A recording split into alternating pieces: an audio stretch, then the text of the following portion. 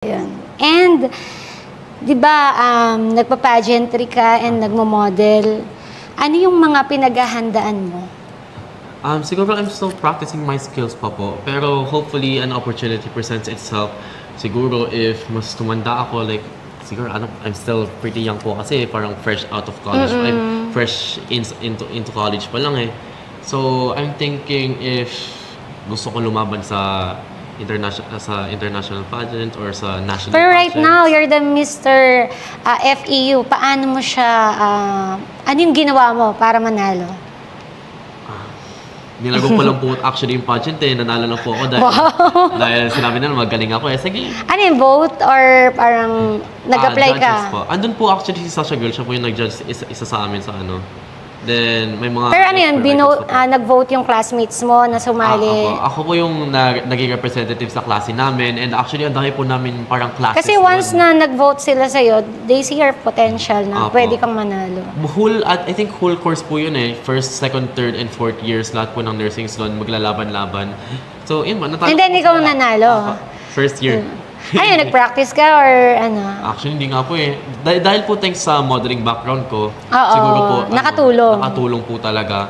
And sa pagiging open-mindedness ko and sa paggaling sumagot sa mga klase, yun po, nanalo po ako. Pero wala po talaga akong pinag-practicean dun eh. Wow! Chill lang po talaga ako eh. Pero in-enjoy mo lang siya? In-enjoy ko lang po siya. Pero nakakatakot po talaga pag Q&A na tas yung ilaw harap na harap sa mukha mo po. It's really scary. Ano yun? Kinabahan ka nung Q&A po? Kinabahan po ako. Pero nakita ko lang po talaga yung mga kaklase ko sinusupport. Ano yung ginawa mo para masagot mo yung question? Ayun po. Kasi pag nasa harap ka na tapos may microphone tapos lahat ng attention nasa iyo. Di ba? Parang nakaka-pressure. Ano yung ginawa mo? Siguro I just answered openly po. Kasi parang yung questions po, parang deep.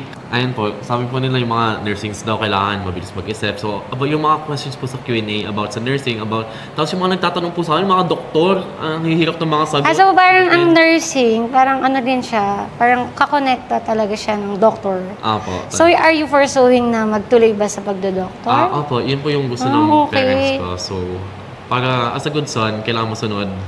Walang choice. Pero maganda pag nakagraduate ka ng kailangan lang talagang mag-aral. 10 years yun, di ba? Actually, nandagdagan pa po nga ata eh. Pero yeah, ganun kahaba po talaga yun. So yun, dun mo ma-prove na talagang nagpa-follow ka sa family mo. Apo. Kahit na part ka ng LGBT, you're a good son. Apo. True and true. Wow. And nakikita ko naman talaga sa'yo.